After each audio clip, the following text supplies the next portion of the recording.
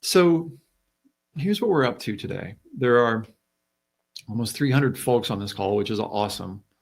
It also means that lots of folks are interested in this. So what I spent some time thinking about last night, really for the last couple of days, was what's going to be the most useful, I think, easy way for you to pretty quickly deliver a workshop with a group of students online. A lot of what I've created and curated is doing it in person, but I've spent tons of time. I do everything that I lead in person, with one exception. I lead online as well. So thanks, Stephanie. I'm glad you're here too. So here's the agenda for today. Here's what we're up to. And I'm not going to share this Google Doc just right now because having 300 people on one Google Doc tends to really slow it down. But I will share this Google Doc when we're done today. So let me make this larger so you can see it. So we've already spent a couple minutes just checking in. The check-in question, if you just joined us, is what are you grateful for? We're going to play a little game to start off. I'm going to do a walkthrough, spend about 20, 25 minutes showing you just how I lead a 1-hour workshop. And then I'll talk about how I lead a 2-hour workshop, but obviously I won't lead you through the whole thing. I'm just going to talk about how I do it. And then I'm going to give a few tips for online instruction, some of which pay close attention to what I'm doing right now, because you can turn this inside out and do a lot of what I'm doing here. And I'll talk to you very briefly about my little essay workshop in a box, which I saw somebody just mentioned. And then I'm doing a workshop, a course in May. And then we'll do Q&A for about 15 minutes on whatever you want to talk about. So let's play a game. Okay. So this game, and well, I'll lead into it. So this game's called I Love. And so right now, somewhere, like, open up a blank doc or a Google Doc or a blank email, and I want you to type along with me while we play this game. And this game, you maybe have heard of it before. It's called I Love. It's one of my favorites. And I'm gonna set a little minute timer in the corner of my screen so I can see it. And I want you to make a list of things that you love. So let me go first just to illustrate what I'm talking about here. Let me set my minute timer. All right, here goes. So here's how it works. And I'll have you do yours in a second. For now, just listen to me. So I love the view out the window right here. I love the color blue of this water bottle. I love that I have clean water to drink. I love playing Legos with my daughter. I love that we watched Godzilla yesterday, even though she's 5. I love candles. I love pens that write really well. I love connecting with friends. I've loved connecting with friends virtually over the last few days. I love games. I love what else do I love? I love good lighting. I love healthy food. I love salads. I love those like cabbage salads that you get at the grocery store that you add sesame dressing into and has good crunchy things. I love hearth and fire soup as of today. I love love. I love not knowing what I'm going to say. You get the idea. So my timer's up. Okay, so your turn. I want you to somewhere, and then if you want to, you can paste in the chat box, but I want you to, somewhere, I want you to write down a list of all the things you love, or as many as you can think of in 1 minute. All ready? Ready? Starting 3, 2, 1, just make a list, go. What do you love? And do this. If you're not doing this, if you're checking your email or something, come back. Give me a list of things you love. There's an important follow-up to this. You're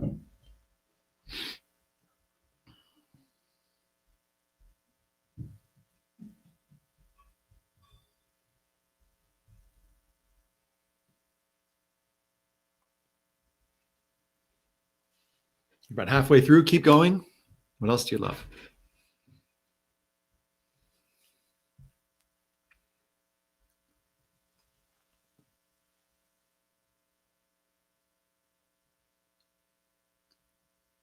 $15 seconds.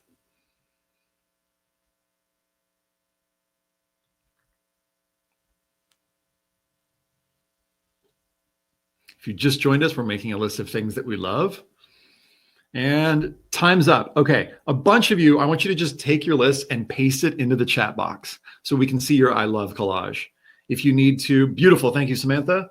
Just paste it into the chat box.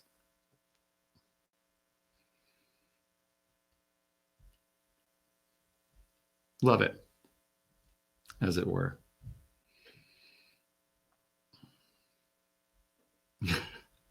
I love reading these. Okay. Second exercise, and some of you are still pasting this in the chat box, so I'll pause for just a second. Second exercise, it's called I know. So now I want you to make a list of things that you know a lot about. And I'm going to give you a minute. Let me give you an example. I'm not going to do a whole minute, but I know a lot about college essays. I know a lot about basketball. I know a lot about free throw mechanics. I know a lot about snacks. I could keep going. So your turn. I'm going to set another minute timer.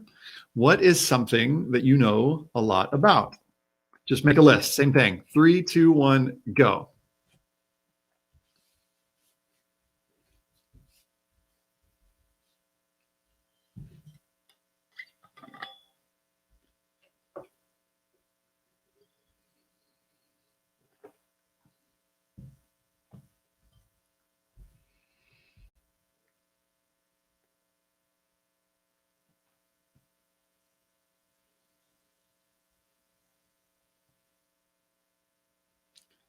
Halfway through, what else do you know a lot about?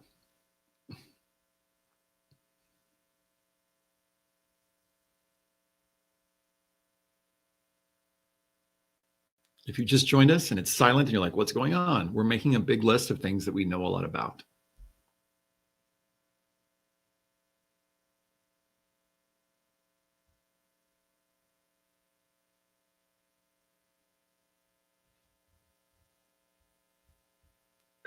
All right, time's up. So take your big I know list and paste it into the chat box. And if you didn't do this, you can just enjoy reading all of everybody else's I know and I love lists.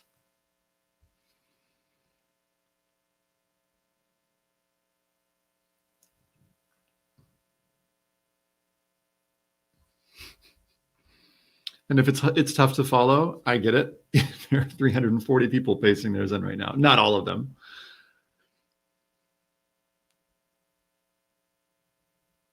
Cool.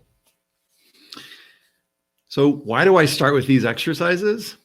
Because they can pretty easily lead to a college essay topic.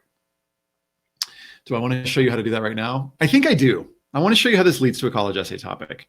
I'm just going to Google the values exercise. If you've heard my name before, or you've heard me speak before, you've heard me talk about this values exercise. But let me show you how this exercise can potentially lead to an essay. So what I'm doing is I'm just Googling values exercise. And sometimes I'll do this at the start of a workshop because I'll have students basically, show me or like do this thing and they'll have the values exercise in front of them. But check this out. Pick something from your I know or I love list. Something that you know a lot about. So, I'm just looking at some folks here, literature or cycling or Buddhism or physics, kayaking, something that I love, Harry Potter, ukulele. That would be an uncommon topic. Pick something that you know a lot about. And as a part 2 to this exercise, I want you to see if you can connect it to 3 to 4 values right now. So I would probably give like 2 minutes for this, but just for the sake of time, I'm going to give you 1 minute for this because what I want to illustrate to students is just how easy it is to come up with a college essay topic.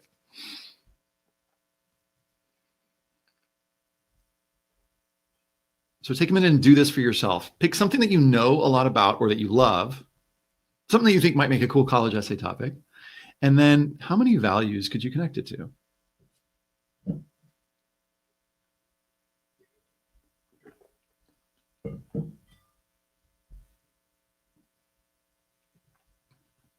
An example that I'm seeing from Amber is like New York Giants football. Like you could probably write the New York Giants football essay by connecting it to, I'm just going to guess, family, culture, maybe competition. Maybe you have a competitive side, but there's also a side of you that maybe resists your competitive side. I'm just making this up about you, Amber. I have no idea. Those would be 3 values. A lot about cooking. Cooking would be an awesome topic, right? 4 or 5 values. You probably get immediately how this goes. But what I love to do at the start of a workshop is guide students in with something that we do where we get creative. And if we're in person, and if you're working on Zoom, you can do little breakout rooms. We'll talk about that later, where students meet one-on-one and they just like chat. For the sake of time, I find it better for students to just do the little warm-up exercises like this, to just do it, boom, by typing on their own, and then they have the content right there in front of them. But in person, it's great for them to chat with a partner, and the partner writes down the stuff and then hands it back to them. Okay, so that's a little simple game that can really easily lead to a what I call a montage essay, which we'll talk about in a little bit. And I think it's a cool way to be like, ooh, this is going to be fun. Because one of the main things that I want to do at the start of a workshop when I'm leading students in is I want to get them creative and get them working and get them thinking, oh, this isn't going to be like I thought it was going to be. Because I think oftentimes students come into the expectations of, oh, it's going to be very informative and there's going to be lots of talking and there's lots of information. And what to know is that the workshop is really going to be happening out there. And what I want to say to you is like, it might feel a little bit weird to you if you as the facilitator are like being quiet, right? But if you give really clear instructions, really clear direction, and you just pause and create space for it, thing that you have to kind of trust because you're virtual, that something is happening out there. But again, it's going to kind of feel weird for you. But my first start with games. All right, here's hour one. So if I was going to do an hour-long workshop, I would start with what I like to call vulnerability training. And vulnerability training for me are exercises that are getting students in the place of the personal statement. So one of them is the simple ones, or two of them is like, I love and I know. So we're starting to think about, well, what are my potential content for the essay? If you heard me present before, or you heard me at NACAC, you've heard me ask this question, if you really knew me. That's another exercise that I really love, where basically I'll start with the sentence stem. If you really knew me, you would know that, ... and I would finish that sentence. I'm not going to do it right now because I want to make sure that I get through all of my content. But what that sounds like is if you really knew me, you would know that then I am going to do it. So let me not. If folks want me to do that exercise at the end, I totally can. We can save that for the Q&A. By the way, if you have questions at any point, just type them in the chat box. My brother Devin, who is serving as my TA today, is going to put them. He's going to paste them at the bottom of this doc so that they'll all be collected. Okay, so warm-up exercises. So it's fun exercises that sort of engage. I don't like to call these icebreakers because those usually are pretty cheesy. Something beyond what's your name and where you're from, right? One of the little ones that I did at the very beginning, you might have noticed, is like we did a gratitude check-in. There's so much insanity in the world for me right now and so much uncertainty, trying to sort of anchor with a little moment of like, what am I grateful for? Oh, right. You know, another little vulnerability training thing that I did was like just taking a moment of meditation, of like calm and quiet. These, even though these things were like pre-workshop, these are things that I'm doing to ground, to get us to connect with our bodies, with our, let me just share my face because you don't need to look at that. Just grounding and sort of centering a little bit. And each little thing that I'm choosing. So I really did 4 things. I had, in terms of, I didn't just do these 2, I love and I know exercise, but before that, I did a moment of mindfulness and I did a little check-in with like, what's something you're grateful for? So these are like 4 different examples of ways of just getting us all sort of, you know, in the same space. We're building, and I call it vulnerability training because I'm going to ask later in the workshop for students to be a little bit more vulnerable, at least on their own docs, if not publicly in the chat box. Okay. Once I do that, and I'll spend maybe like 10 minutes on that, I shift into brainstorming exercises.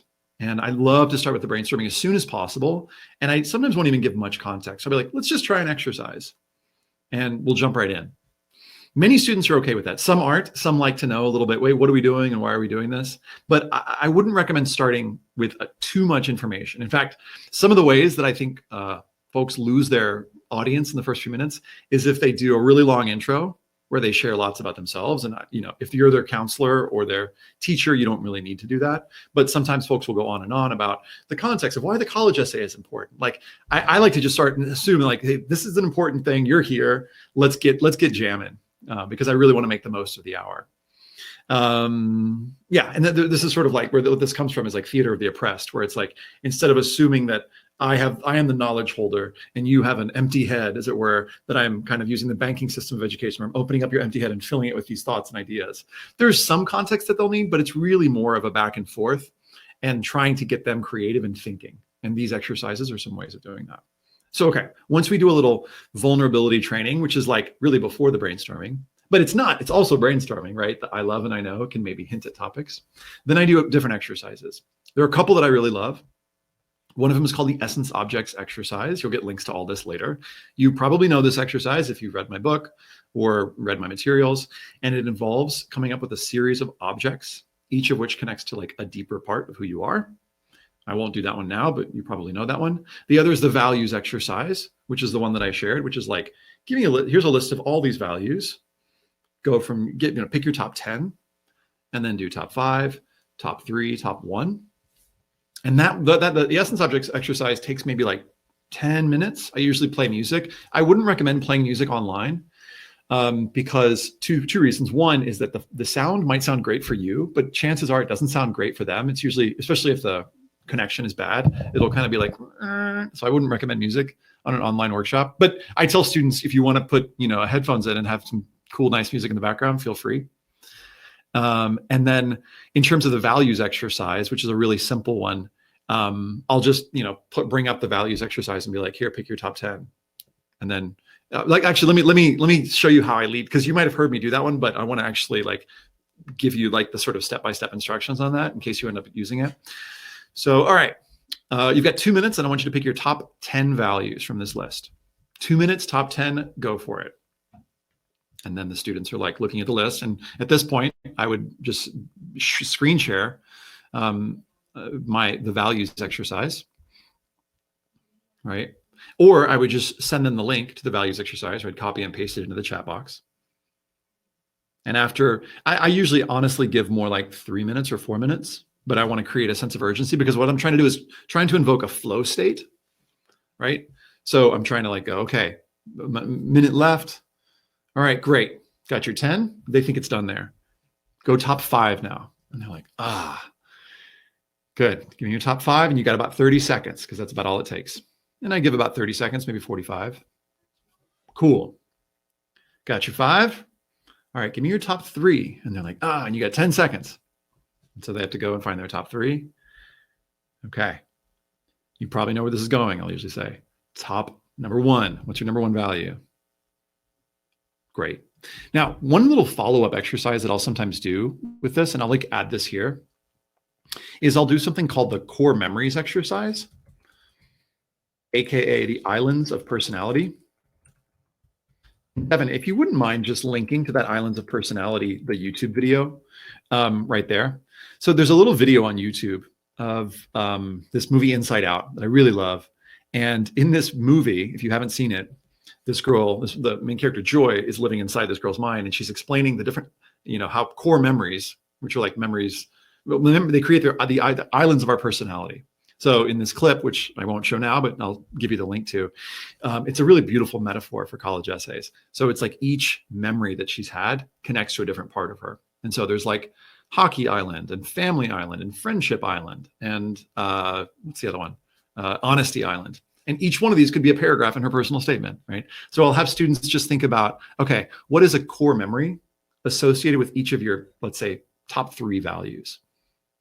So if you were to look right now, if you were doing it, you go, okay, one of my top values is family. What is a core memory related to family? Oh, this trip we took to the beach when I was 7, blah, blah, blah, blah. Or, leadership. What does leadership look like to me? Okay, a core memory related to leadership was the time when I, da, da, da, da. And so giving them, opportunities to think about what are these images that for them represent these values. Because what I'm trying to help them do early on is to think of these values as in terms of images and things that they can potentially put into their essays. So I'll spend maybe 20 minutes brainstorming out of an hour. And then we start talking about, okay, how does this stuff lead to an essay? Because at this point, we might not have our full content, but what is an essay? What does a great essay look like? I personally love to show great essays because I think that some students have no idea what an awesome essay looks like. And one of the ones that I love, I'll just scroll down, is, this is called the With Debate essay, which if you've seen the essay workshop in a box or you have it, you've seen this one in there, I'll share it with you. I'm going to share a big handout after this. And then there's the endodontics essay. And so I want to just spend a few minutes showing you how I walk through those essays and analyze those. You don't have to use these essays by any means, but personally, the reason I like to use these essays that I know well, is that I'm trying to point out what can students do, what can students learn from these essays for their own. And so, for example, on the with debate essay, I'm just going to do like a 2 to 3 minute analysis, because I've normally skipped over this and I've gotten feedback in my past courses that like, no, it's really good, Ethan, to see you analyze an essay. So here's my 2 to 3 minute analysis of this essay. And I imagine that some of you have read this if you've read my book, and some of you haven't. I wanted to pick one that many people had, or a greater majority of folks had read, than if I picked a more abstract one, or one that you haven't. So here's a student that had a problem, and she describes her problem in her opening paragraph. And her problem, which is to say her status quo, is you can see it at the end of her first paragraph. I chose to struggle through a problem. The solution involves speaking out against it. Her problem is she's not speaking up. She's shy, really shy. Next paragraph. What was the impact of that challenge on you? So challenge in the first paragraph, I was shy. What was the effect of that? The effect was that, well, it was frustrating. And also my parents relied on me and I always anticipated the best from me. But I just got more and more shy, she says, the more that they relied on me. And you can see sort of like the weight of this, the fear, failure, disappointment. These are some of the feelings connected to that. So what did she do about it? She tried to do some stuff about it, but ended up failing. Now, this technique is called raising of the stakes. And what I'll sometimes do, if you read my book, you've seen this, is explain the different elements of narrative structure, which include status quo, inciting incident, raising of the stakes. And this is a raising of the stakes moment where we start to see why it's such a big deal that she gets over this. But of course she can't by the end of that paragraph. And then here's the inciting incident. The moment that changes everything is her choice to join debate. And once she does that, she starts to learn some things. We see some really good values and insight, and qualities. She starts socializing, is even elected to head several clubs, develops critical and analytical thinking skills. What I like to point out to students is like that values exercise that you did, those things that you develop, those superpowers. If you can find a way to work those into your essay, it can be really cool. I don't know how it's going to happen yet. I'll sometimes tell them early on, but here's the way this student worked in some of her core values: critical and analytical thinking, leadership. Here's where she developed them. I became proud and confident, 4 years of debate, and now I'm the kid up at the whiteboard. And I'll use this as I call this the new status quo moment, right? So she started off super shy, went through these experiences, and now here's the after shot. Here's who I am now. And what I'll do usually, by the way, is read through the whole essay and then come back and do the analysis. Sometimes I like weave it in. And I encourage you to do this with an essay. I'm going to pause for just a second. I encourage you to do this with an essay that you know and love, because that enthusiasm is going to become infectious and they're going to start to be like, okay, cool. Yeah. Right. Using essays that are just okay. And I don't know, sometimes people get on me for using essays that are too good. And I'm like, I don't know. I want to use great essays because I want to get excited about it and tell the students I wouldn't just use a great essay and then be like, good luck trying to write something like this. I'd be like, here's why I think this is really great. And here's what I think you can learn from it. So I would encourage you, if you're going to use example essays, to analyze them. And by the way, once you teach them several times, you'll be able to say lots about them. I've taught this essay 100 times, so you'll find more nuances in them and you'll be able to sort of develop your taste. And then the end of the essay answers really beautifully the question, so what? Okay, so in this case, all of these experiences, the so what is that it led her to find her career. Now, one thing that's really important, two things that is important to say to a student if you lead with an essay that's on challenges and focuses on a career at the end, is this. I'm going to stop sharing my screen because it's so important what I'm about to tell you. And I'll with students, I will be like, listen, this is really important. I'll stop sharing. You do not have to write about challenges in your essay. And you do not have to put your career in your essay. In fact, it could be that putting your career in your essay is a bad idea, because you're going to have a supplemental essay, which is to say, I explain what that is, an essay for another essay for a school that asks about your career. So it could be good to not mention it here. Now, if you're worried that if you start with an essay on challenges and career, that students are going to be like, oh, I need to do that, then don't start with an essay that has challenges and career as a focus. Start with a montage essay, like the one I'll show you in just a second. So I sometimes will change this just sort of based on what I prefer doing. But sometimes I'll start with, for example, the montage essay. I'll give you a quick example of this one. Actually, let me say this. Let me just assume that I'm continuing the walkthrough. We've done the warm-up exercise. We've done a little brainstorming. I've talked you through a narrative essay. That's one example. And I'll say to the students, this is a great example of an essay if you can use this structure if you're writing about challenges. If you're not writing about challenges or don't really have big challenges to write about. Here's a structure that can work for you. It's called montage. And what a montage is, so let me just show you my face for a second. The main difference between a narrative and a montage, and again, if you've heard this before, I kind of apologize, but really I want you to listen with an ear toward, okay, can I teach this back to a group of students? Okay, I wanted to set that context. So whereas a narrative is challenges based, okay, and it's probably chronological, like A led to B led to C. A montage is not challenges based, and it's thematic. In other words, we're jumping around to this quality, and it's all connected by a common thread. And that thread can be many different things. It could be something that you know and love.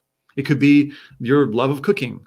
It could be your love of the New York Giants, right? But we need something that's going to connect all of your stuff, all the pieces of your essay. It could also be, if you wanted to, a career. So let me give you a quick example of that. See how I segued in? I set context. It doesn't have to be career, but here's an essay by a student who he says he was always curious, unafraid to ask questions, didn't worry how dumb they'd make him sound. You may have read this essay if you've been on my site or you've read my book, so I won't spend too much time on reading it to you. But in the next paragraph, he says, next, I designed my first pair of shoes. And so what I'm maybe noting here is, and I might do this as I'm working through this with a student or with a group of students, I might go, what's the main value in this essay? And someone's like, curiosity. So I might just do a quick curiosity, like labeling the values. What about here? What's the author, what's the main thing the author's focusing on? And it's like, design, or someone might be like creativity. I'll be like, great. And I'm literally just making Google comments right alongside it so that they'll have them later. So this is like me writing on the board. Okay. And then what about this paragraph? What is he talking about? Taking things apart with his hands, and they're like working with his hands. Cool. Or dexterity. Okay. So I'm kind of marking up the essay as we go. I love pointing out in this paragraph is that each paragraph does have some kind of value that it's pointing out. Okay. So you've got the curiosity paragraph, the design paragraph, the working with hands paragraph. And then at some point when I'm reviewing this essay, I'll separate the show from the tell. So what do I mean by that? Here's the show. I'm going to just highlight it in bold. And then I'm going to underline the tell. So this is when I'm defining insights for a student. So one of the things that I think is really great and really important to include in an essay is not just your core values, like how good you are at design or working with your hands, working on cars. Like, what is that value? Is it something? Let's see. Many nights you'll find me in the garage replacing standard chrome trim with an elegant piano black finish. Maybe this is like, I don't know. This could be creativity or attention to aesthetic detail, or changing the threads on the stitching of the seats to add a personal touch. So this is what I call the show, which is the example. And then after this, I believe a few small changes can transform a generic product into a personalized work of art. And I call this the tell, which is like the insight or so what moment. So two of the things that I think are really important for a college essay, one is what are your core values? We should be able to know them in the essay. And then two, what is an insight? What are the insights, the so what moments? So we can see your critical thinking abilities, right? So what I'll do is I'll point out examples of this. And in the structure of this essay, again, you've probably read it. If you haven't, I apologize that maybe I'm going too fast. But just for the sake of most folks who probably have read this one, you can kind of see, this one is about math. This one is about sharing with others. So there's a value. And then what do all these qualities lead up to? Not necessarily designer, engineer, but I want to be an endodontist. So here's the reveal. And it's the thing that sort of goes, and it connects all of the things. So it reveals the thematic thread and it connects everything. And I'll point that out. And then there's a nice little so what at the end that calls back to an earlier point in the essay. If you want a more sort of, a clearer analysis or a slower analysis, it's in my book. It's on the website. I'll share with you links in a little bit. But just to scroll back to the walkthrough in terms of how I go through a workshop, that's about what you can cover in an hour. So we do some little vulnerability training, some kind of icebreaker, although I don't like the word. We do brainstorming. And I like to do, some folks will do like brainstorming beforehand. I like to do it live with folks because I want to create momentum and I want to make sure everybody's done it. Because you know how it is, 40% of the students do it if you're lucky, right? Or 10%. 40% if you threaten them, right? 10% if you're like, please do this. And then going through these two examples is about, and at that point, students probably will have some idea of what makes a great essay and like maybe some cool ideas, but you won't have given them the connective thread just yet. So I recommend taking a little break. I'm going to take a sip to illustrate that break. And then continuing with them into an hour or two. Now, can you do a 2-hour workshop with folks? Maybe. I think you can. You can also do this over 2 separate days if you wanted to. And then hour 2 would show them how to outline a narrative essay. And you can flip this, right? So you could do the how to outline a montage essay first and then do narrative, or vice versa. But if you're helping students outline a narrative essay, I highly recommend something called the feelings and needs exercise. And you can guide them through it in about 20 minutes. There's a little video here, which you can watch later, which again, don't worry, you'll get the link to this Google Doc. And it's really just a series of 6 questions that students answer with a blank sheet of paper and a pen. And you can guide them through that. This video is 12 minutes long and they could just watch it and do it on their own. I would recommend guiding them through it because you can take a little bit longer. There's some nice back and forth with students. I find that I get better results when I'm talking students through that exercise. You can totally do it online. It works just as well as in person. The only difference is in person, I usually like to have them share with somebody, and that's harder to do. It's not impossible. If you have a small group and you're working on Zoom, you can do breakout rooms, which is like, okay, I'm just going to pair you up, and you just pair them up. And then for however long, 10 or 15 minutes, they can just share what were the results of the feelings and needs exercise. I'm not going to get too far. I'll give you a resource to how to help students know how to share about their feelings and needs exercise, because it can be a pretty intimate process. But I won't get into that just right this minute. But in short, helping students, that's my favorite exercise for helping generate a bunch of content. And once they finish that content, they're going to start to see, okay, I could see how this could lead to an essay. And I feel relatively comfortable after that being like, okay, go ahead and write your first draft based on the work you've done in this exercise. But I don't say you have to. I say, okay, I want everybody to do the next exercise, which is how to outline a montage essay. And there are a couple different ways I do this. One of them is by revealing what I call the 7 types of montage. Now, this is kind of new because for years I've been leading this 4 types of essays. And I think that 4 types of essays is kind of problematic and not really the best way or really the most representative of how most essays are written. What? Yeah, I've been doing it wrong, y'all. So what I did is I spent the last couple months reviewing like 300 essays from past students.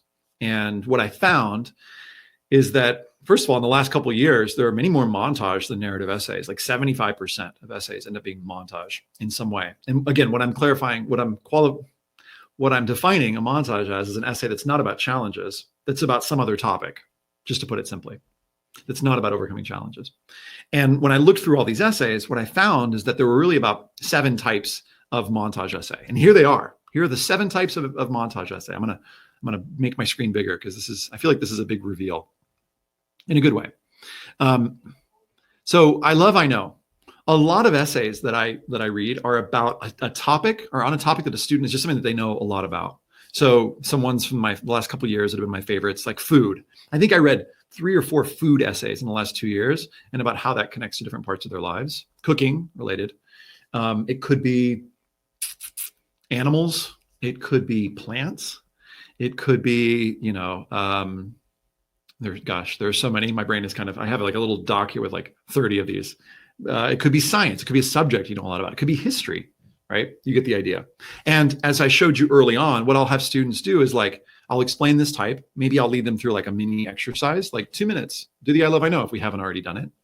And then I'll give them another one, the essence objects. An essence object, as we've already done, if we've done the exercise, is something that correlates to many different sides of you. Pick one of your essence objects and see how many different values you can correlate it to, right? So, my pen is an essence object for me. It's a lot. There are a lot of values connected to this pen in terms of writing, in terms of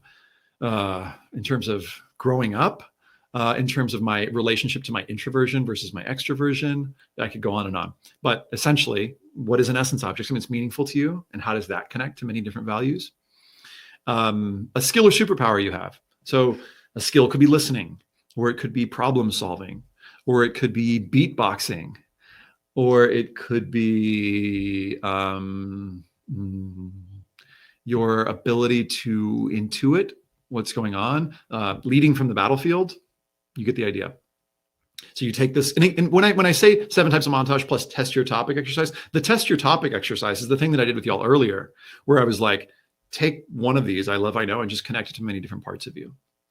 Okay. And there's the career one, right? So the career might be like, if you have a career in mind, as this one student did, endodontics, you could, pick a career and then name 4 to 7 different qualities that will serve you in that career. Those could create the paragraphs of your essay.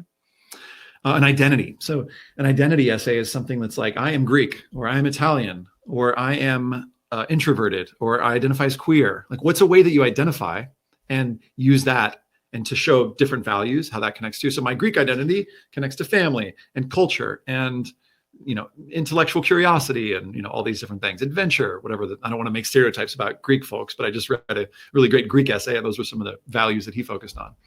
And so you could do one identity, or you could do multiple identities, right? Not like multiple personality disorder, but like I am Greek, and my mother is Mexican, and I identify as queer, and I identify as Catholic, and right. So you can list several of these, and you can write a paragraph on each one of those. So in the test your topic exercise, it's like, give me 5 identities, and then see if you can connect each one to a value. And you can probably do multiple values per identity, but that's a quick way to go, could this be a cool essay? Home, what's a place that you experience flow, where you find you're in your element? Is it on stage? Is it, on the golf course? Hopefully that doesn't lead to a golf essay, because it's hard. I'll tell you about that one in just a second. But what are 5, or you could do one place, right? Or you could do 4 or 5 places that you find home. And then extracurricular activity. This one I put last because I think that students should try and write every other type of essay before they get to an extracurricular activity essay for 2 reasons. One, it's going to probably be common because many people write about extracurricular activities, right? Mission trip, piano, debate, Model United Nations, Boy Scouts, etc. And second reason is that many schools, as you know, have these supplemental essays that ask, what's the extracurricular activity you spend the most time on? And so if you've already spent that and written about it in your personal statement, do you have another second great extracurricular activity? Or is it better to do a 1-2 punch? Here's cool stuff about me, written using one of these other 6 montage topic threads, or can I give them a second side of me with this extracurricular activity? It's possible to do it, but I don't strongly recommend it. If you're going to do it, I tell students, make sure that and I would spend more time to talk about this. I'm speeding up a little bit for the sake of time, but make sure that the connections that you're making, which is to say the values that you're connecting your activity to, aren't super common. So, right, for basketball, it's not discipline, hard work, and perseverance. It's like, take a look at that values list and what are some other different values that basketball has taught you? If you must, write an extracurricular activity essay. And then the homework, I think after that, once they've sort of brainstormed their different paragraphs, depending on how much time, you can give them a minute or a few minutes, maybe 5-10 minutes, to start thinking about, okay, how could this potentially map out into an essay? How would these turn into paragraphs? And if you've done a simple test your topic exercise where they've picked a career and picked several qualities, or they've got different values that they connect to an essence object, then you can have them just free write for 10 minutes on each of these little values. And what does that value look like in your life? What's a memory associated with that value? And that starts to bring the content. And I tell students, hey, try one, pick one of these and try it. If it doesn't work, you can try one of the others. I've got examples for all of these that I'll show students sometimes, but I'm not going to overwhelm you with those right now. So that's what I would cover if I were you in an online workshop. It's pretty simple, pretty straightforward. I was trying to keep it simple today. And I apologize if some of this was repetitive for y'all, but as I was kind of rethinking what's the most value that I could give y'all today, I wanted to give you something that you can just copy and paste and use tomorrow. Some simple tips for online instruction. I recommend Zoom. I use Webinar Jam because it has some features for polls and other stuff that I don't actually honestly use too much. But I find Zoom to actually be more reliable in terms of the quality. Sometimes Webinar Jam that I use cuts out on me. So I would use Zoom. Plus, if you're in a K through 12 school, they've lifted this 40-minute time limit. And if you click that link that I'll send to you, you can check that out. And you may not need a mic, but if you do, I'm going to link to a really great one. This is the one that Tim Ferriss, I was going to say my friend Tim Ferriss. He's totally not my friend, but he's got one of the number one podcasts in the world, the Tim Ferriss Experiment. And this is what he records his on. It's what I record my podcast on. It's about $79. If you're going to be doing lots of online, engagement, and you've got $79, I think it's a good, worthwhile investment. But you don't need to. You can totally use the mic on if you've got a mic on your laptop or computer. I recommend using Google Docs. This thing took me about an hour to put together, and it's really great because I'm going to send it to you, and then you've got all the content that we covered, right? And then I would recommend a simple Q&A table. If you look below here, we've got some questions that have come in, and Devin, thank you, Devin, is pasting some of these questions, right? Just pasting them below, and I'm going to cover those. And then you've got all the questions tracked, right? What else? And I'm saying you can do that on your own, or you can have a teaching assistant do it. So you could just basically give this Google Doc permission to a student or someone else that's on listening, and they can be pasting in the questions for you, so you don't have to be worried about tracking that. If you're doing the workshop for like fewer than 30 folks, having everybody on the Google Doc is totally fine. I just think it gets overwhelmed after about 100. So anyway, that's why we're pasting from the chat box into the Q&A box. In the follow-up email, do make sure that you give a clear, I've not done this and been disappointed, and then I've done this. And I'm like, oh, people are more likely to do it if I specifically say, here's what I want you to do and when I want you to do it by. So write a first draft on a Google Doc and share it with me by Wednesday at 5 p.m. PT. If possible, if you can, I don't want this to take forever, but include time codes. So the lesson started at 4 minutes and 30 seconds, and you can just go back to your video and see when did I start the lesson? And then the Q&A starts at 35 minutes and 42 seconds, just so that students can kind of jump right in. I think people really appreciate that. It's it only takes you a minute to find where it is before you send it out, but it saves them some time scanning. So I recommend. Quick PSAs, and then we'll do, we're right on time. And then we'll do a little, we'll do some Q&A. So essay workshop in a box, I've referenced it a couple times. Let me show you what this thing is. Let me reshare my screen. I have to share a different screen. So pulling the screen down, hi. So the essay workshop in a box, there's a free version, which is for students, and they can totally just walk right through everything that I just showed you. There's also, this is the counselor version. And here it is. Everything so what I do is, this is for counselors. You basically define what is the role of the facilitator? What are we doing here? You decide your workshop format. And then you go through these the essentials. So the essentials, for example, is here are the questions that many students have at the beginning of a workshop. And so what I've done is tried to, I basically like to kind of jump in and not spend too much time on context. And so what this is here are questions, that's 12 frequently asked questions that folks have about college essays. And here they are. And so what this is, if you get Essay Workshop in a Box, you get access to this, and students click on follow you around on this doc. Now, there's also, for the counselor version, there's these dotted lines here that give you notes on how to use the guide. And then it's got workshop handouts, which I'll just show you real quick. That's got I think it's 11 pages long, which isn't too much, but it's got those frequently asked questions. It's got, if they want to print it out, it's got the prompts. It's got the essence object thing, the values exercise, etc. And then some other things real quick. Okay. It's got a little link to just a sort of what I call a quick reference guide. If you're trying to figure out, okay, which minutes should I spend on which element? This gives a little quick breakdown of okay, essay essentials, spend 2 minutes on it. If you want to set agreements in your workshop, spend 2 minutes on it. Vulnerability training, maybe 5, essence objects 10. So it really just kind of breaks all that down for you. And the other thing that I've got in here is the workshop handouts, and I've got this complete video library, which is basically a link to every single video and resource that I've ever created. It's going to take a second to load, but it's pretty epic. Anyway, so that's there it is. So if you're ever hunting for a video, you're where was that thing that Ethan talked about? It's probably here. Okay, so that's the essay workshop in a box. It's called the counselor workshop in a box. Again, the student one is free. The counselor one is pay what you can. And then I've got this course coming up in May called How to Lead a Life-Changing College Essay Workshop. And I'll share with you the links on that. And it's basically, it's got these live sessions that meet. There's a little syllabus that I'll link to you. It starts April 28th, runs May 26th. This is if you want to lead something, for example, over the summer. And there's also an on-demand version. So if you wanted to if you had a lot of time on your hands and you wanted to just binge watch these, you could actually go through the whole course on your own now. And then it's got a little walkthrough of here are all the things. Here's the homework. So there's a live version I'm doing in May, or there's an on-demand version that's available right now. I will follow up with all of this with in an email so that you know all about those things. Is there anything else that I left on my doc? I think that's it. Okay, let's do Q&A. What questions do you have about leading an online workshop?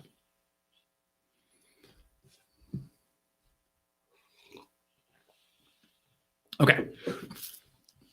Sandra, do you find introducing these structures so early on with students limits their thinking or creativity? Like they're trying to just force themselves and their ideas into these constructs you're presenting? Yes. Yes, I think it does. It does limit. And I think that's a good thing. Because I think that it can be so overwhelming that I think having like fewer options is actually a good thing.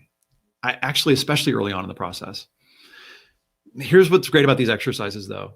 Something like the essence objects exercise, even though it's focused on objects, it's underneath it. We're talking about values, but we're just like concretizing those. And so it's pretty open-ended to the variety of types of essay that could lead to. I also think it's useful to say, are you writing about a challenge or not? Because I think that these structures, if a student is writing about challenges, that a certain structure then there are certain storytelling principles that we've known from, old times, like, Joseph Campbell, monomyth stuff that I'm teaching there, that on the one hand, it's limiting them, but on the other hand, it's like giving them the tools to tell a great story. With montage, it's so infinite and open, like it could be anything, right? But I find that by naming, here are some different ways that other folks have traversed this path, not like rules, like you have to do it this way, but like here are certain principles that have worked. Simple principles like, here's a way to generate a bunch of stuff, and then you need a thing to connect some of the stuff. So what I hear, and I have to be careful, Sandra, to make sure that along the way, I'm not saying to students, this is the only way to write an essay. So it's not like these are the 4 types of essays, but these are 4 different ways to write your essay. Or like, these are not the 7 types of montage essay. These are 7 ways that have worked for many students. You can hear the difference there. And I have to really be careful to qualify along the way. So in that same way that this, for every, I was going to say for every rule, the opposite is also true. On the one hand, I think like limiting students is a bad thing because I don't want them to feel locked in, but I also know how having those constraints can actually, create new possibilities, and that we can thrive under those constraints. And I think that the constraints are pretty big. Challenges or not challenges, right? That's the main constraint that I'm offering. How many students can be in a 1-hour workshop? What's great about online, Anne, is that you can have as many as you want, right? Now, if you're trying to do one-on-one stuff with them and like review drafts, so let's say, for example, you do a Google Doc and you want students to paste their drafts and you want to give them feedback.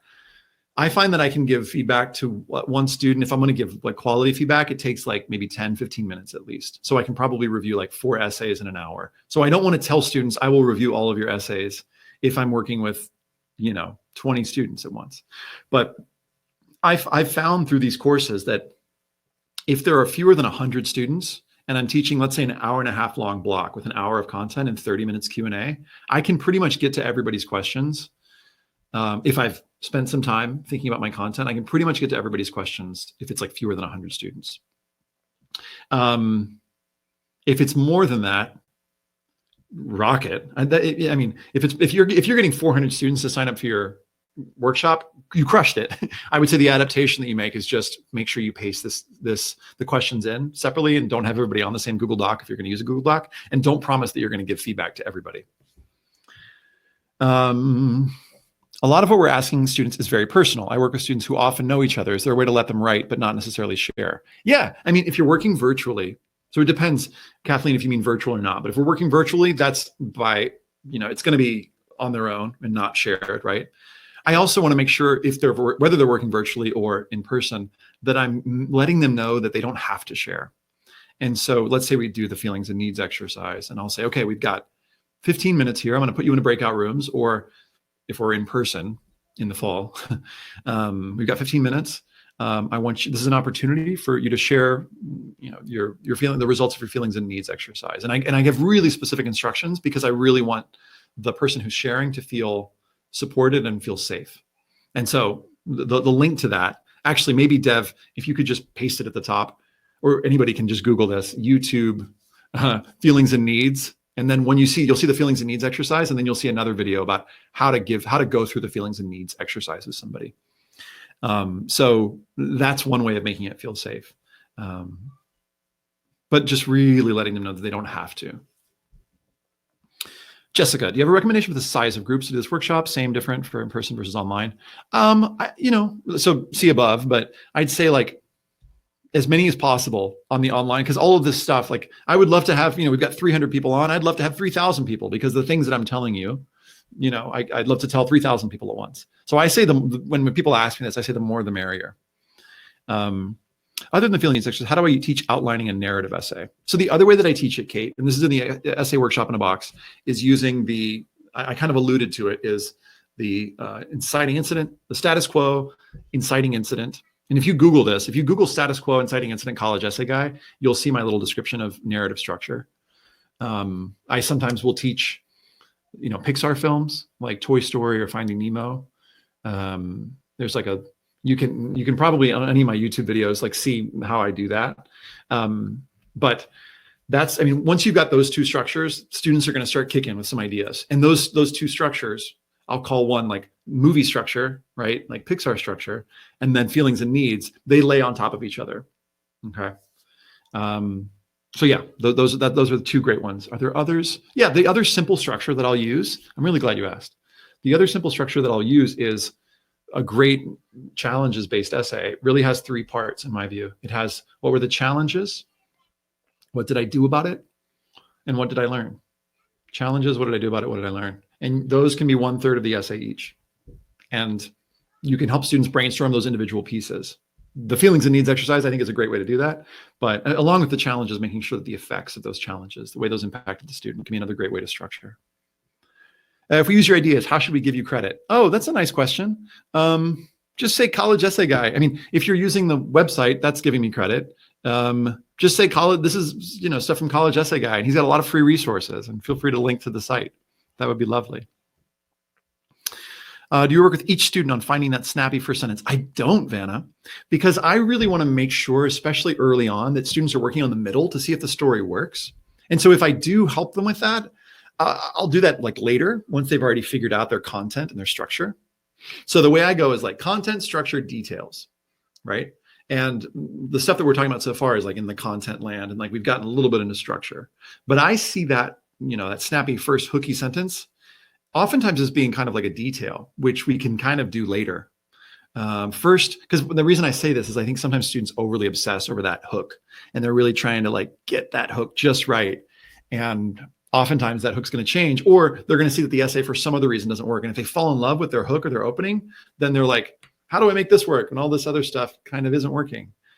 So I want students to try and figure out their middle, the meaty middle, as Grammar Girl says, and figure out if that's working. If that's working, great. Now let's go find a cool opening. Now that cool opening could lead to like a cool second paragraph and lead to a slightly different structure.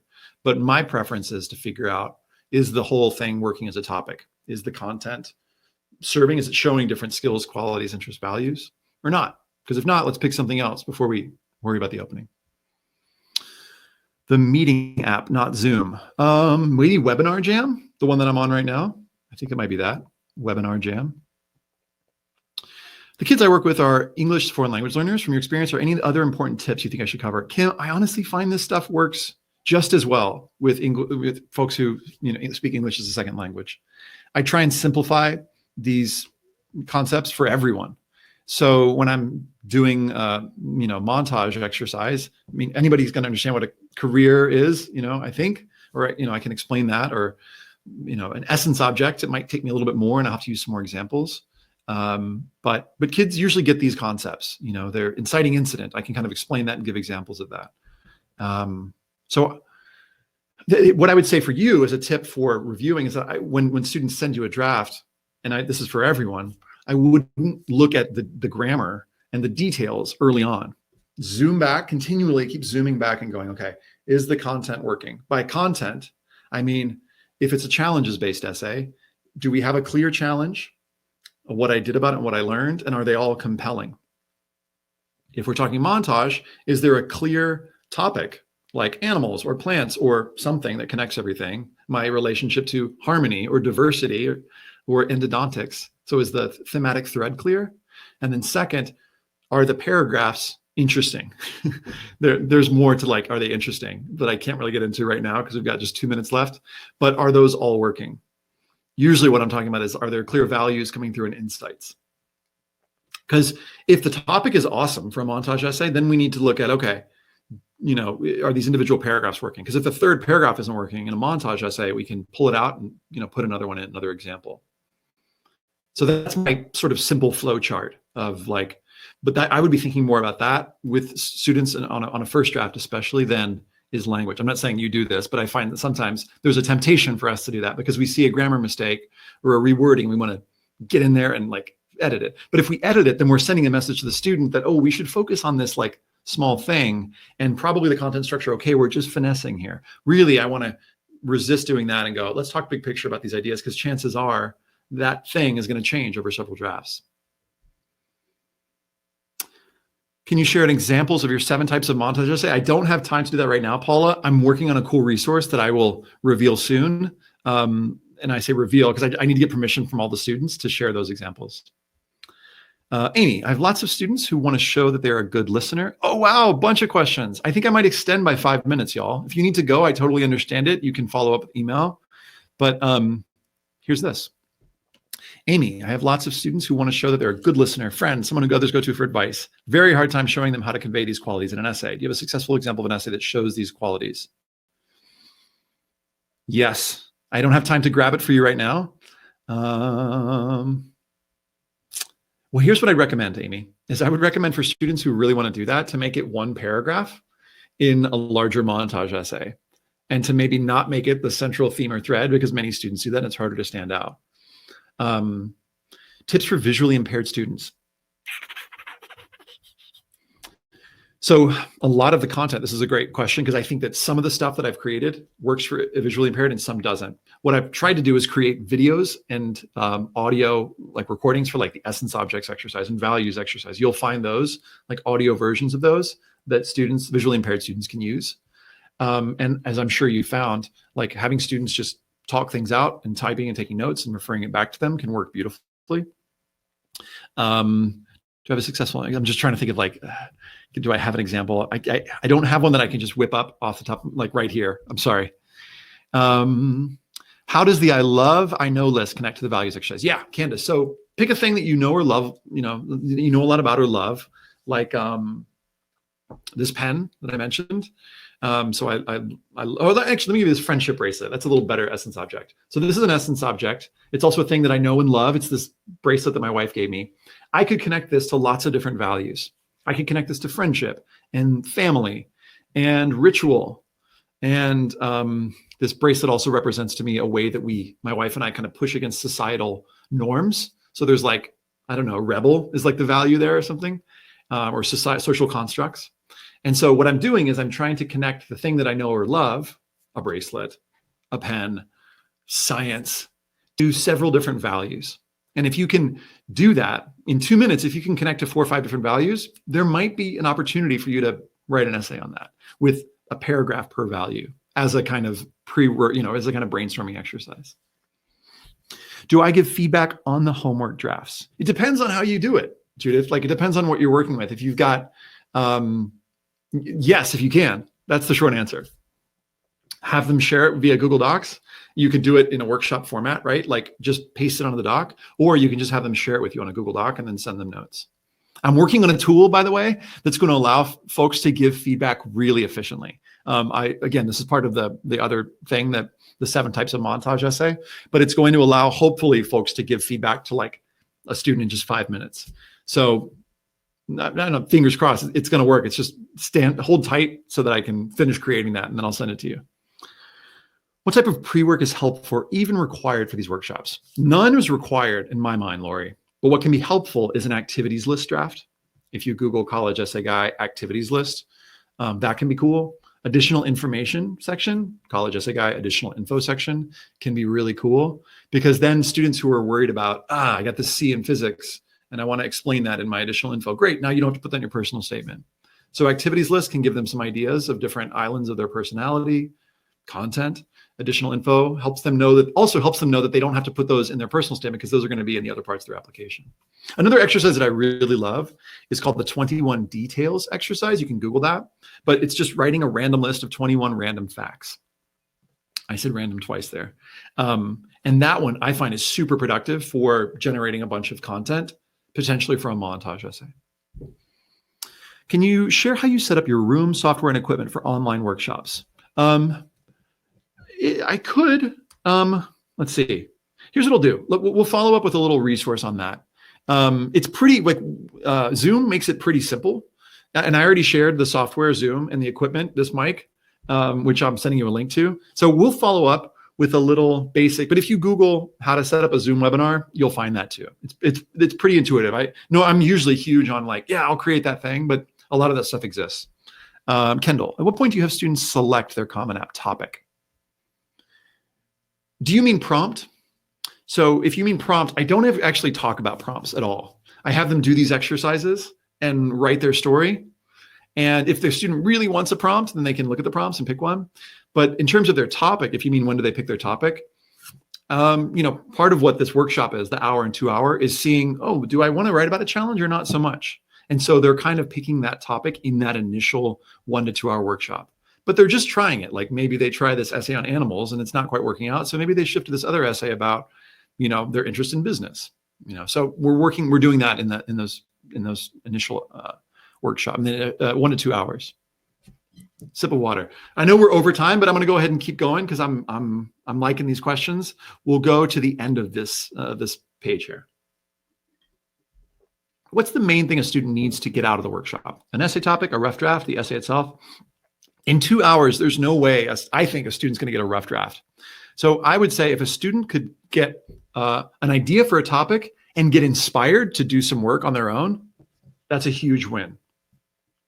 If you're splitting it up over like several sessions, you could decide to just focus one workshop on what I've shown you so far. And then the next workshop is just like Q&A jamming, right? Whereas you're just like, having students are like trying to like figure out, hey, I'm at this topic, but it's not quite working.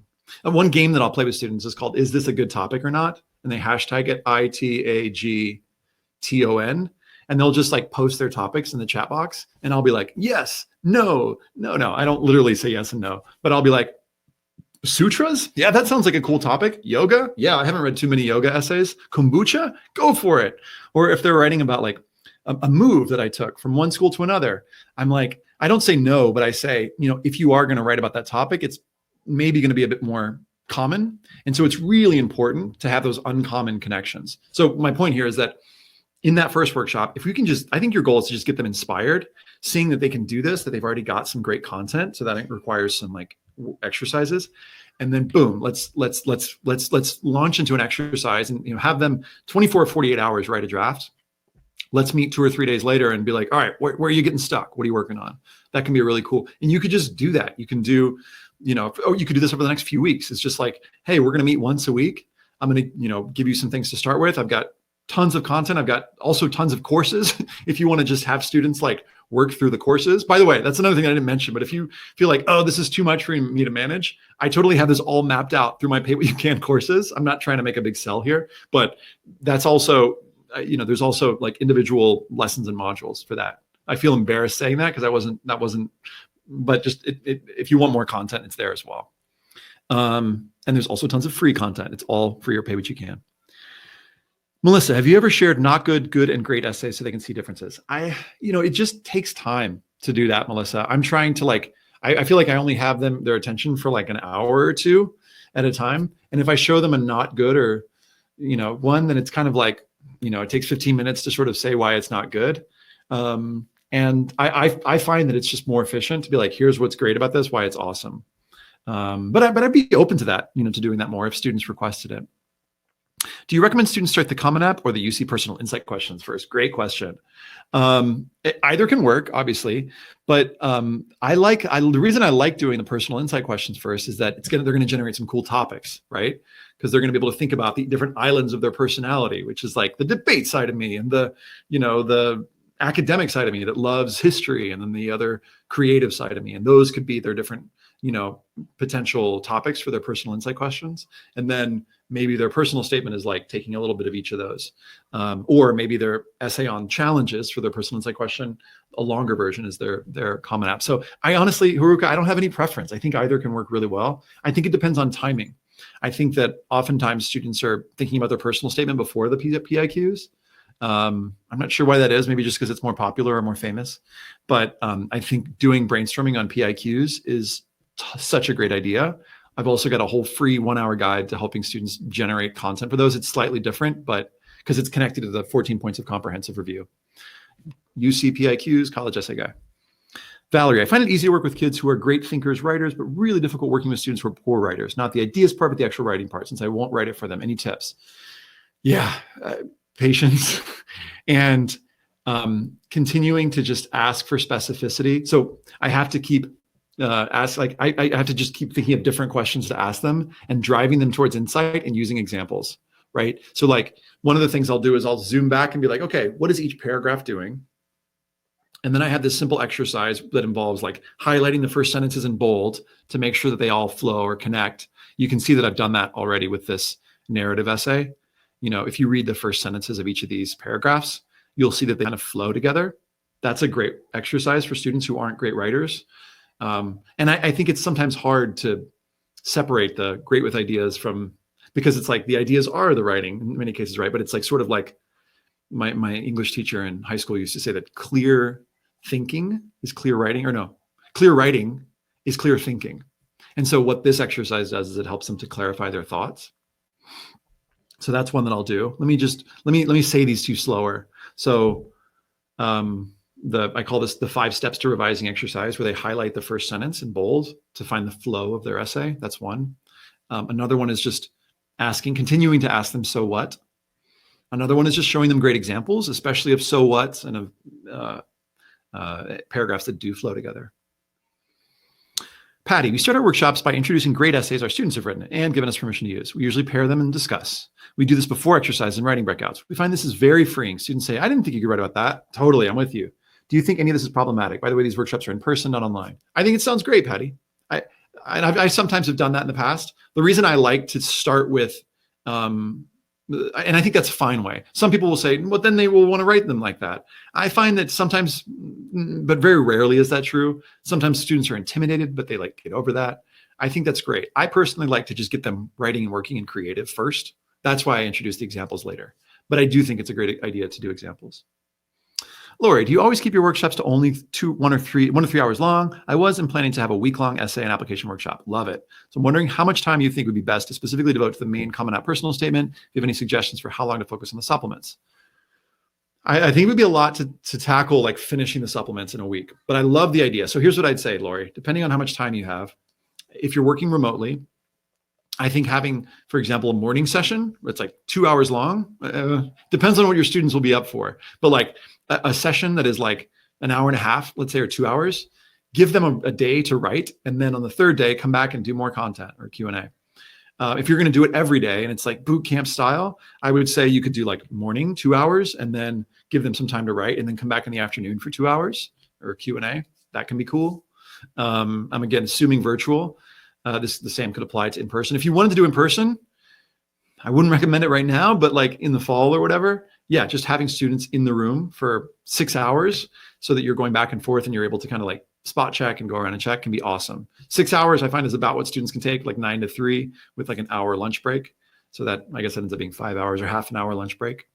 That can be really cool. And I think in 3 hours you can finish, or 3 days, 4 usually to get a good one. Students can finish a personal statement. One of the things that I talk about in the EPIC course is like how to do that and how to get to a place where they can share their essays at the end, because that can be amazing and life-changing. The other thing is, supplements. I try not to hit them with supplements until they're really in flow on their personal statement. So if it was a 5-day workshop, I probably wouldn't introduce supplements till like day 3, maybe like the start of day 3, we start to talk about why us. And the main extracurricular essay. Personally, I would limit it to like personal statement, why us for one school, and an extracurricular activity essay, because that's probably something they're going to be used as what I call a super essay. Kathleen, one of my students said you can now do breakout rooms in Zoom and pop into each one. Totally can. Susan, when I was in admissions, I found titles to be inviting or not. What do you think? I love this question. I think a title is cool if it provides an interesting hook that makes me curious about the content of the essay. But I find that if it's a boring title like my story or a personal statement, I think it's not a great one. So if it's going to intrigue me, like Barbie versus terrorism and the patriarchy, I'm in. You know, an argument for indecision, I'm in. Also, if you feel like, here's another reason you might want to use a title. If you feel like you're using a thematic thread that's not super clear, and you worry that the reader might be like floundering a little bit, like, what is this essay about? A title can be a great way to be like, just to point at the thematic thread. Sam, at what point do you tie these exercises in with Common App essay titles? I guess this is the details. Common App essay titles. I think, is that the same question? It might be the same question.